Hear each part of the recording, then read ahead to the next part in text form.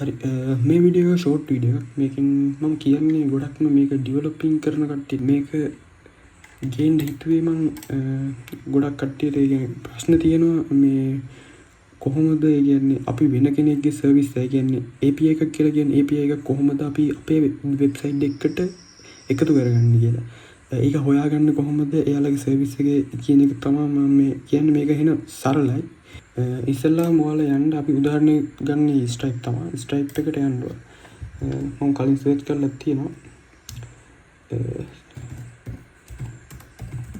Stripe ඉස්සෙල්ලාම Stripe කියලා ගහපුවම මොහොම ඉන්නේ. ඒ කියන්නේ හැමෝම ගහන කොමන් නේම් එක මේක. ස්ට්‍රයිප් කියන්නේ. එතකොට අපිට තියෙන්නේ එක්ක ඩෙවලොපර්ස් කියලා ගහන්න පුළුවන්. එහෙම නැත්නම් ඩෙවලොපර්ස් කියලා ආවේ නැත්නම් ඩොක්ස් කියලා ගහන්න පුළුවන්.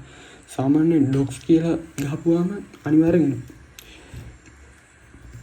තියෙනවා නම් හරිද? එහෙම කරනකොට ඩොක්ස් API ටෙස්ටිංగ్ පේමන්ට් සබ්ස්ක්‍රිප්ෂන් ඒ වගේ දේවල් එයාලා අපිට දෙනවා. අපිට ඒවා යූස් කරගන්න පුළුවන්. මේ තියෙන ස්ට්‍රයිප් ලගේ ඩොකියුමන්ටේෂන් එක අපි ඒක බලමු. මෙතන API and SDKs කියලා තියෙනවා. මේක සාමාන්‍යයෙන් මේ වගේ දේවල් ටික කාලයක් මේ වගේ දේවල් රෙෆර් කරනකොට සාමාන්‍ය හුරු වෙනවා. මේවා මේ අමුතුවෙන් කටපාඩම් කරගෙන වගේ එහෙම තියාගන්න ඕන නම් මොකද එක වෙබ්සයිට් එකට වෙනස් නේ යාලගේ ඉන්ටර්ෆේස්. එතකොට සාමාන්‍යයෙන් මේ SDK කියන්නේ software development kit කියන එකනේ. API කියන්නේ application programming interface. මේ වගේ දේවල් සාමාන්‍යයෙන් ටික කාලයක් පාවිච්චි කරනකොට මෙහෙම මෙතන තමයි තියෙන්නේ කියලා ඒක normally තේරෙනවා අපිට. ඉස්සෙල්ලාම සිග්නල් නෑනේ 12:45 වෙලා. ඒ සිග්නල් නෑ. 2000 years later. හරි මේ වගේ වලට කෝඩ් එක බලා ගන්න පුළුවන්. මෙතන වලට කෝඩ් වර්ගය තෝරගන්න පුළුවන්. කෝඩ් වර්ගය සෝයින් ප්‍රෝග්‍රෑමින් ලැන්ග්වේජ් එක තෝරගන්න පුළුවන්. HTML React තියෙනවා Next.js තියෙනවා. ඒ ටිකට තමයි මේ කොටස සපෝට් කරන්නේ. ඊට පස්සේ බෑක් එන්ඩ් එක විදිහට ඔයාලට නෝට් තෝරගන්න පුළුවන්. Java තෝරගන්න පුළුවන්. PHP වගේ දේවල් තියෙනවා. සාමාන්‍ය commonly use කරන්නේ PHP නේ. PHP නේ beginnersලා use කරන්නේ. දැන් මෙතන ඔයාලට පේනවා ඇති මේ කෝඩ් එක ඔයාලට ටෙස්ට් කරන්න ඕන නම් මෙතන මේ VS Code එකට මේ බටන් එක වල මේක මම හිතන්නේ අලුතෙන් දාලා තියෙන්නේ මෙයාලා. මෙතන කෙලින්ම VS Code එකට ඉන්ටිග්‍රේට් කරගන්න පුළුවන්. එහෙම නැත්නම් ඔයාලට මේ වගේ ෆයිල්ස් හතරක් හදලා ඒ ෆයිල්ස් දාන්න මේ ටයිප් විදියට මෙතන මේ Ruby නැත්නම් PHP වගේ දාන්න. PHP දැම්මොත් එහෙම එතකොට ෆයිල්ස් පහක් හදන්න ඕන අපි. මොකද මේ PHP කියන්නේ වෙන ප්‍රෝග්‍රෑමින් ලැන්ග්වේජ් එකක් නිසා.